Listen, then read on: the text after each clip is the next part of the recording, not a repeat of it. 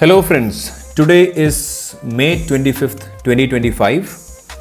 ഒരു നല്ല ദിവസം. നമ്മളിന്ന് ചെയ്യാൻ പോകുന്നത് അടുത്ത ആഴ്ച ഗോൾഡിൽ എന്താണ് സംഭവിക്കാൻ പോകുന്നത് എന്ന് ഡിസ്കസ് ചെയ്യുന്ന ഒരു പ്രീ മാർക്കറ്റ് അനാലിസിസ് ആണ്.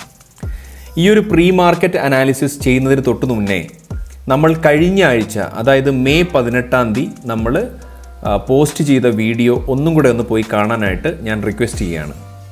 അപ്പോൾ കഴിഞ്ഞ ആഴ്ച പോസ്റ്റ് ചെയ്ത വീഡിയോയിൽ എക്സാക്ട്ലി 8:51 എന്ന് പറയുന്ന ടൈം ഫ്രെയിമിൽ ഞങ്ങൾ മെൻഷൻ ചെയ്തിരുന്നു ഗോൾഡ് ഈ ഒരു ഫിബ് സോണിൽ നിന്ന് റൈസ് ആകുമെന്നും ഈ ഒരു സപ്ലൈ സോണിൽ വരെ ഗോൾഡ് റൈസ് ആകുമെന്നും നമ്മൾ മെൻഷൻ ചെയ്തിരുന്നു. ഇതിനുശേഷം എന്താണ് മാർക്കറ്റിൽ സംഭവിച്ചതെന്ന് നമുക്കൊന്ന് നോക്കാം. സെയിം ഗോൾഡിൻ്റെ ചാർട്ടാണ്, അതായത് ഈ യൂട്യൂബിൽ കാണിച്ചിരിക്കുന്ന പോലെ തന്നെ സെയിം ചാർട്ടാണ് ഇവിടെ ഉള്ളത്. നിങ്ങൾക്ക് സൂം ചെയ്ത് നോക്കിയാൽ അറിയാൻ പറ്റും. ഇവിടെ നമ്മൾ വീഡിയോ പോസ്റ്റ് ചെയ്തതിന് ശേഷം എന്താണ് സംഭവിച്ചതെന്ന് ചോദിച്ചു കഴിഞ്ഞാൽ മാർക്കറ്റ് പതിയെ അവിടെ നിന്ന് റൈസ് ആവുകയും നമ്മൾ മെൻഷൻ ചെയ്തിരിക്കുന്ന പാറ്റേണിൽ തന്നെ മാർക്കറ്റ് മുകളിലോട്ട് പോയി ഏകദേശമല്ല കറക്റ്റ് നമുക്ക് ഒരു 1586 പിപ്സോളം നമുക്ക് പ്രോഫിറ്റ് എടുക്കാനായിട്ട് സാധിച്ചിട്ടുണ്ട്. Congratulations to all the students who have earned good profits. Anyway, ഇപ്പോൾ മാർക്കറ്റ് നിൽക്കുന്നത് ഒരു സപ്ലൈ സോണിലാണ്. സപ്ലൈ സോൺ എന്ന് പറഞ്ഞു കഴിഞ്ഞാൽ നിങ്ങൾക്കറിയാം ഒരു സെല്ലിംഗ് സോണാണ്. അതുപോലെ തന്നെ മാർക്കറ്റ് ഈ ഒരു കുഞ്ഞ് സപ്ലൈ സോൺ ബ്രേക്ക് ചെയ്ത് മുകളിലോട്ട് പോയപ്പോൾ ഈ ഒരു ഏരിയ ഇനി മുതൽ ഡിമാൻഡായിട്ടാണ് ആക്ട് ചെയ്യുക. ഡിമാൻഡ് എന്ന് പറഞ്ഞു കഴിഞ്ഞാൽ ഇവിടെ ബയേഴ്സാണ് കൂടുതലായിട്ട് ഉണ്ടാവുക, ഡിമാൻഡ് ഏരിയ. ഓക്കെ, അപ്പോൾ ഗോൾഡിനിപ്പോൾ നമ്മൾ നോക്കിക്കഴിഞ്ഞാൽ ഈക്വലി നല്ല ഡിമാൻഡ്സും അവൈലബിൾ ആണ്, അതുപോലെ തന്നെ ഈക്വലി സപ്ലൈസും അവൈലബിൾ ആണ്. ഇപ്പം നിലവിൽ മാർക്കറ്റിൻ്റെ കണ്ടീഷൻ എന്താണ്? മാർക്കറ്റ് നമ്മുടെ സപ്ലൈ സോണിൽ നിന്നൊരു ചെറിയ റിയാക്ഷൻ തന്നതിന് ശേഷം ഇപ്പോൾ ലൈവായിട്ട് മാർക്കറ്റ് ഇപ്പോൾ 3358 എന്ന് പറഞ്ഞ റേഞ്ചിലാണ് നിൽക്കുന്നത്. അപ്പോൾ ഇനി അടുത്ത ആഴ്ച ഗോൾഡിൻ്റെ ഒരു യാത്ര എങ്ങോട്ടായിരിക്കും എന്ന് നമുക്ക് നോക്കാം. ഇപ്പോൾ നമ്മൾ നോക്കിക്കഴിഞ്ഞാൽ this is A supply zone, you know that 3316.463, അതുപോലെ തന്നെ 3370.348 എന്ന് പറയുന്ന ഏരിയ ഒരു നല്ല സപ്ലൈ സോണാണ്. ഈ സപ്ലൈ സോൺ ബ്രേക്ക് ആയാൽ എന്താണ് സംഭവിക്കുന്നത്? ഈ സപ്ലൈ സോൺ ബ്രേക്ക് ആയി കഴിഞ്ഞാൽ നിങ്ങൾ സൂം ചെയ്ത് നോക്കിക്കഴിഞ്ഞാൽ നിങ്ങൾക്ക് മനസ്സിലാവുന്നൊരു കാര്യം, ഇവിടെ ഒരു ചെറിയ ഫെയർ വാല്യൂ ഗ്യാപ്പ് ഉള്ളതായിട്ട് നിങ്ങൾക്ക് കാണാനായിട്ട് സാധിക്കും. ഇത് കണ്ടോ, ഇവിടെ ഒരു കുഞ്ഞ് ഫെയർ വാല്യൂ ഗ്യാപ്പ് ഉള്ളതായിട്ട് കാണാനായിട്ട് കാണിക്കും. അപ്പോൾ ഈ ഒരു ഫെയർ വാല്യൂ ഗ്യാപ്പിൻ്റെ ഒരു കളർ ഞാൻ ജസ്റ്റ് ഒന്ന് യെല്ലോ കൊടുക്കാം, കാരണം ഇവിടെ റെഡ് ഉണ്ടല്ലോ. അപ്പോൾ ഈ ഫെയർ വാല്യൂ ഗ്യാപ്പ് തൊട്ട് ഈ ഓർഡർ ബ്ലോക്ക് വരെ ഒരു ഹെവി സെല്ലിംഗ് സോണാണ്, അല്ലെങ്കിൽ സപ്ലൈ സോണാണ്. Supply zone, okay. അപ്പോൾ സപ്ലൈ സോൺ ഞാൻ നിങ്ങൾക്ക് മനസ്സിലാകാൻ വേണ്ടിയിട്ടാണ് ഇതൊരു യെല്ലോ കളറിൽ കൊടുത്തേക്കുന്നത്. ഓക്കെ, അപ്പോൾ ഏത് റേഞ്ചാണെന്ന് വെച്ച് കഴിഞ്ഞാൽ it will come till this level, അതായത് 3415.254 വരെ ഒരു സപ്ലൈ സോണാണ്. ചുരുക്കി പറഞ്ഞു കഴിഞ്ഞാൽ ഫ്രം 3316 റേഞ്ച് തൊട്ട് 3415 റേഞ്ച് വരെയാണ് ആദ്യത്തെ സപ്ലൈ സോൺ വരുന്നത്. ഇനി നമുക്കിതിൻ്റെ കളർ ജസ്റ്റ് ഒന്ന് ചേഞ്ച് ചെയ്ത് വീണ്ടും റെഡിലോട്ട് തന്നെ മാറ്റാം, അല്ലെങ്കിൽ ഒരു വയലറ്റോ അല്ലെങ്കിൽ ഈ ഒരു കളറിലേക്ക് കൊടുക്കാം നിങ്ങൾക്ക് മനസ്സിലാവാൻ വേണ്ടിയിട്ട്. അപ്പോൾ ഇതിൽ നിന്ന് എന്താണ് നമുക്ക് ടെക്നിക്കലി മനസ്സിലാക്കാൻ പറ്റുക? ടെക്നിക്കലിയും നമ്മൾ നോക്കിക്കഴിഞ്ഞ് കഴിഞ്ഞാൽ മാർക്കറ്റ് ഒരു ഹെവി സെൽ സോണിലാണ് ഇപ്പോൾ നിലവിൽ നിൽക്കുന്നത്. പക്ഷേ ഒരു കാര്യം കൂടെ ഞാൻ പറയാൻ ആഗ്രഹിക്കുകയാണ്.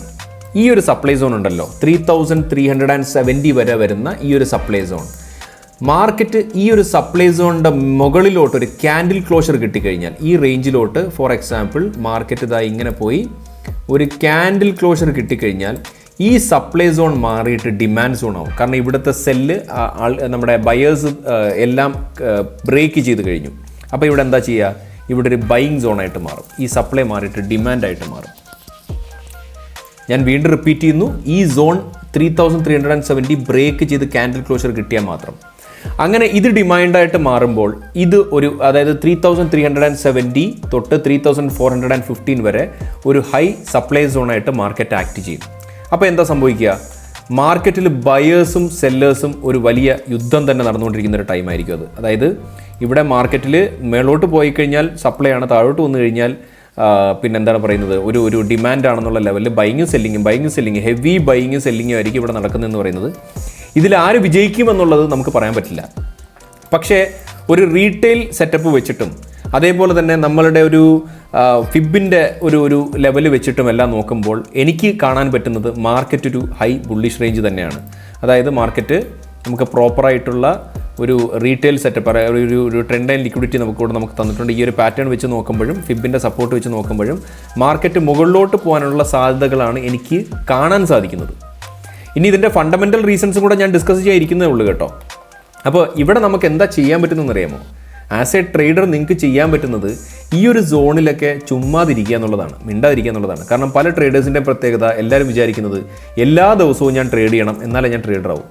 മൈ ഡിയർ ഫ്രണ്ട്സ്, എല്ലാ ദിവസവും ട്രേഡ് ചെയ്യുന്ന വ്യക്തികൾ ട്രേഡേഴ്സ് അല്ല. മാർക്കറ്റിൽ റൈറ്റ് ആയിട്ടുള്ള ടൈമിൽ ട്രേഡ് ചെയ്യാൻ പറ്റണം. എനിക്ക് പേഴ്സണലി അറിയാം, പല ആൾക്കാരും സെല്ലിംഗ് സോണിൽ പോയി ബൈ ചെയ്ത ആൾക്കാരെ എനിക്ക് വ്യക്തമായിട്ട് അറിയാം. പക്ഷേ എന്തുകൊണ്ട് നമുക്ക് വെയിറ്റ് ചെയ്തൊരു ബൈയിങ് സോണിൽ ട്രേഡ് ചെയ്തുകൂടാ? ഈ ഒരു ഏരിയയിൽ, അതായത് 3165 to 3070 റേഞ്ചിൽ വാങ്ങിയിട്ടുള്ള എല്ലാ ആൾക്കാരും ആയിരക്കണക്കിന് ഡോളറാണ് പ്രോഫിറ്റ് എടുത്തിരിക്കുന്നത്. അതായത് from May 15th to May 23 market നല്ല ബുള്ളിഷായിരുന്നു. അപ്പോൾ ഇനി മാർക്കറ്റ് ബുള്ളിഷാണോ ബിയറിഷാണോ നമുക്കറിയില്ല. ഇവിടുന്ന് ഇവിടം വരെ നമ്മൾ പ്രോഫിറ്റ് എടുത്തു കഴിഞ്ഞു. അപ്പോൾ ഈ സപ്ലൈ സോണിലൊക്കെ നമ്മൾ ചുമ്മാ മാർക്കറ്റിൽ നിന്ന് മാറി നിൽക്കുക എന്നുള്ളതാണ് പ്രധാനം. കാരണം വേറൊന്നും കൊണ്ടല്ല കേട്ടോ, ടെക്നിക്കലി മാർക്കറ്റ് രണ്ടിനുമുള്ള സാധ്യത ഉണ്ട്. അതായത് ഇവിടെ ഇത് ബ്രേക്ക് ചെയ്ത് കഴിഞ്ഞാൽ ഒരു ഡിമാൻഡ് ആവും, ഇതൊരു സപ്ലൈ ആവും. അപ്പം ബയേഴ്സും സെല്ലേഴ്സിനും ഒരു ഈക്വൽ പവറായിട്ട് മാറും. അവിടെ ഇത് ആര് ജയിക്കുമെന്നുള്ളത് നമുക്കറിയില്ല. അത് നമ്മൾ നോക്കിക്കണ്ടാലേ അത് മനസ്സിലാവുള്ളൂ. ഇനി നമ്മളൊരു ഫണ്ടമെൻ്റൽ റീസൺ നോക്കിക്കഴിഞ്ഞ് കഴിഞ്ഞാൽ മാർക്കറ്റ് ഇനി അടുത്ത ദിവസങ്ങളിൽ ബുള്ളിഷാണോ ബെയറിഷാണോ നിങ്ങൾ ചോദിച്ചു കഴിഞ്ഞാൽ എല്ലാവരും കേട്ട് കാണും, റഷ്യ ഒരു ഹ്യൂജായിട്ടുള്ള ഒരു വാറാണ് ഈ യുക്രൈനുമായിട്ട് നടന്നുകൊണ്ടിരിക്കുന്നതെന്ന് പറയുന്നത്.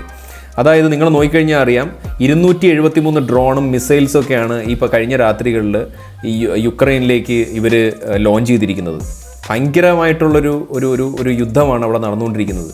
അപ്പോൾ നിങ്ങൾക്കറിയാം ഈ യുദ്ധം നടക്കുമ്പോൾ എന്താ സംഭവിക്കുക? ഒരു രണ്ട് പ്രധാനപ്പെട്ട കൺട്രികൾ തമ്മിൽ, റഷ്യ എന്ന് പറയുന്ന ലോക രാജ്യങ്ങളിൽ തന്നെ ഏറ്റവും പവർഫുള്ളായിട്ടുള്ള കൺട്രീസിൽ ഒന്നാണ്.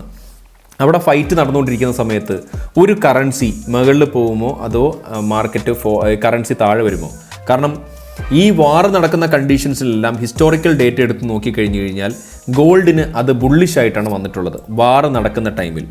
അതായത് ഇനിയും നമുക്ക് ഒരു വാർ വന്നു കഴിഞ്ഞാൽ, അതായത് if they continue to keep on doing this war today or tomorrow, market ഒരു ഗ്യാപ്പ് അപ്പിലായിരിക്കും ഓപ്പൺ ചെയ്യുക. ഗ്യാപ്പ് അപ്പിൽ ഓപ്പൺ ചെയ്തിട്ട് ഹെവി ഒരു ബുള്ളിഷ് മൂവ്മെൻറ്റ് നമുക്ക് കാണാനായിട്ട് സാധിക്കും. ഒരു ഷോർട്ട് ടേം ആയിരിക്കുന്നേ ഉള്ളൂ.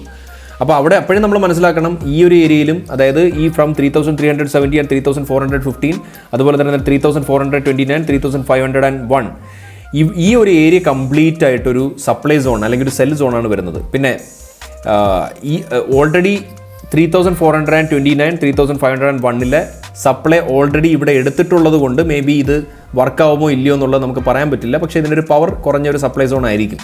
പക്ഷേ ഈ ഒരു സപ്ലൈ സോൺ നമ്മൾ വളരെയധികം ശ്രദ്ധിക്കേണ്ട ഒരു സപ്ലൈ സോൺ തന്നെയാണ്. അപ്പോൾ മാർക്കറ്റ് ഇപ്പോൾ ഞാൻ പറയാം, യുദ്ധം കണ്ടിന്യൂ ചെയ്യുകയാണെങ്കിൽ മാർക്കറ്റ് ബുള്ളിഷായിരിക്കും. അതുപോലെ തന്നെ ഇതിനിടയ്ക്ക് എന്തെങ്കിലും എസ്കലേഷൻസോ അല്ലെങ്കിൽ പീസ് ടോക്കോ വന്നു കഴിഞ്ഞാൽ, സമാധാനപരമായിട്ടുള്ള ചർച്ചകൾ എന്തെങ്കിലും ഇതിനിടയ്ക്ക് വന്നു കഴിഞ്ഞാൽ മാർക്കറ്റ് വീണ്ടും ഒരു ബിയറിഷിലേക്ക് പോകുന്നതായിട്ട് നമുക്ക് കാണാനായിട്ട് സാധിക്കും. സോ മേ ബി ഈ സപ്ലൈ സോണിൽ നിന്നായിരിക്കാം മാർക്കറ്റ് താഴെ വരാൻ സാധ്യത. അല്ലെങ്കിൽ ഈ ഞാൻ നേരത്തെ പറഞ്ഞ പോലെ ടെക്നിക്കൽ റീസൺസ് ഇവിടെ വർക്ക് ആകുകയാണെങ്കിൽ മാർക്കറ്റ് മുകളിൽ പോയി ഇവിടെ സപ്പോർട്ട് എടുത്തിട്ട് വീണ്ടും മുകളിലോട്ട് പോകാനുള്ള സാധ്യതകളും കാണുന്നു.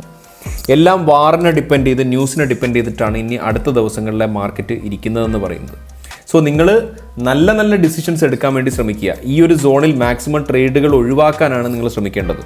അപ്പോൾ അടുത്ത ട്രേഡ് എവിടെ എടുക്കാൻ നിങ്ങൾ ചോദിച്ചു കഴിഞ്ഞാൽ മാർക്കറ്റ് 3247 റേഞ്ചിൽ വരികയാണ്, അല്ലെങ്കിൽ 3194 റേഞ്ചിൽ വരികയൊക്കെ ആണെങ്കിൽ നിങ്ങൾക്ക് നല്ലൊരു ബൈ നിങ്ങൾക്ക് നടത്താനായിട്ടുള്ളൊരു ഓപ്പർച്യൂണിറ്റി അവിടെ ഉണ്ട്. നിങ്ങൾക്ക് നല്ല ബൈ നടത്താനായിട്ട് പറ്റും. അതല്ല, നിങ്ങൾക്ക് ഇവിടെ നിങ്ങൾ ബൈ ചെയ്യുകയാണെന്നുണ്ടെങ്കിൽ നിങ്ങളുടെ ഭാഗ്യം പോലെ ഇരിക്കും കേട്ടോ. കാരണം ഈ ഒരു ഈ ഒരു ഡിമാൻഡ് സോൺ, ഈ ഒരു നിലവിലുള്ള ഈ സപ്ലൈ സോൺ ബ്രേക്ക് ചെയ്ത് വീണ്ടും ഇവിടെ ഒന്ന് ടാപ്പ് ചെയ്ത് സപ്പോർട്ട് എടുക്കുമ്പോഴാണ് IFC ക്യാൻഡലൊക്കെ രൂപീകരിച്ചാൽ മാത്രമാണ് നമുക്ക് മുകളിലോട്ടൊരു എൻട്രി എല്ലാം നോക്കാനായിട്ട് പറ്റുന്നത്. അങ്ങനെ എൻട്രി എടുത്താൽ തന്നെ 2 സപ്ലൈ സോൺ ഇവിടെ ബാലൻസ് ഉണ്ട്. അപ്പോൾ മാർക്കറ്റ് മുകളിലോട്ട് പോകുമ്പോൾ താഴോട്ട് പോകുന്നുള്ള ഫുൾ കൺഫ്യൂഷനിലാണ് ഇപ്പോൾ നിലവിൽ നിൽക്കുന്നതെന്ന് പറയുന്നത്. അറ്റ് ദി സെയിം ടൈം നമ്മൾ ന്യൂസ് നോക്കണം. ന്യൂസ് നോക്കുമ്പോൾ മാർക്കറ്റ് ബുള്ളിഷാണ്. സോ എന്താണ് ഞാൻ പറയാൻ ഉദ്ദേശിക്കുന്നത്? ഒരു കൺഫ്യൂഷൻ മാർക്കറ്റാണ് ഇപ്പോൾ നിലവിലുള്ളത്. മാർക്കറ്റിൽ നിന്ന് മാറി നിൽക്കുക എന്നുള്ളതാണ് ഏറ്റവും ബെസ്റ്റ് ഒരു റെമഡി എന്ന് പറയുന്നത്. ഇനി നമുക്ക് അടുത്ത ആഴ്ചത്തെ ന്യൂസും കൂടെ നോക്കാം. എന്തൊക്കെയാണ് ഈ ആഴ്ച വരാൻ പോകുന്ന ന്യൂസ്? ഇപ്പം സൺഡേ May 25, മൺഡേ May 26 വരുന്നുണ്ട്. May 26 പ്രത്യേകിച്ച് ന്യൂസുകളൊന്നും കാണുന്നില്ല. 27-ലും വലിയ ന്യൂസുകളൊന്നും കാണുന്നില്ല. പക്ഷേ 28-ന് വന്നിട്ട് FOMC മീറ്റിംഗ്സിൻ്റെ മിനിറ്റ് റിപ്പോർട്ടുണ്ട്. തേഴ്സ്ഡേ വന്നിട്ട് ഇനീഷ്യൽ ജോബ്ലെസ് ക്ലെയിംസും ക്രൂഡ് ഓയിൽ ഇൻവെൻട്രീസും ഉണ്ട്. ഇത് രണ്ട് പ്രധാനപ്പെട്ട ന്യൂസുകളാണ്. ഇതിൽ മാർക്കറ്റിൽ ഒരു ഫ്ലക്ച്വേഷൻസ് വരാനുള്ള സാധ്യതകൾ കാണുന്നുണ്ട്. ബാക്കിയുള്ള ദിവസങ്ങളിൽ ന്യൂസ് ഉണ്ടെങ്കിലും അത്രത്തോളം എഫക്റ്റ് വരാനായിട്ടുള്ള സാധ്യതകൾ കാണുന്നില്ല. പക്ഷേ this 2 days Wednesday and Thursday നല്ല ന്യൂസുകളുള്ള ദിവസമാണ്. അതുകൊണ്ട് ശ്രദ്ധിച്ച് ട്രേഡ് ചെയ്യാനായിട്ടുള്ള ശ്രമങ്ങൾ നടത്തുക. ആൻഡ് മൈ ഡിയർ ഫ്രണ്ട്സ്, നിങ്ങളെപ്പോഴും നിങ്ങൾ ശ്രദ്ധിക്കേണ്ട കാര്യം റൈറ്റ് ആയിട്ടുള്ള സ്പോട്ടിൽ ബൈ ചെയ്യാനായിട്ട് ശ്രമിക്കുക. ഒരു നല്ല ട്രേഡറിൻ്റെ ക്വാളിറ്റി അതാണ്. എന്നും ട്രേഡ് എടുക്കുന്ന ട്രേഡർ ഒരു നല്ല ട്രേഡർ അല്ല. ക്വാളിറ്റി ആയിട്ടുള്ള പ്ലേസസിൽ ട്രേഡ് എടുക്കുന്ന ട്രേഡറാണ് ഏറ്റവും ബെസ്റ്റ് ട്രേഡർ എന്ന് പറയുന്നത്. എവിടെ എൻ്റർ ആവണം, എവിടെ എക്സിറ്റ് ആവണം എന്ന് അദ്ദേഹത്തിന് അറിയണം. So this is all about this week. എന്തായാലും അടുത്ത ആഴ്ചകളിൽ എന്താണ് സംഭവിക്കുന്നതെന്നുള്ളത് നമ്മൾ നോക്കിക്കാണണം. എനിവേ ഒരു നല്ല ക്വാളിറ്റി കണ്ടൻസുമായിട്ട്, നല്ല ക്വാളിറ്റി അനാലിസിസുമായിട്ട് നമുക്ക് നെക്സ്റ്റ് വീക്ക് കാണാം. So wishing you all the best my dear friends, and thank you so much.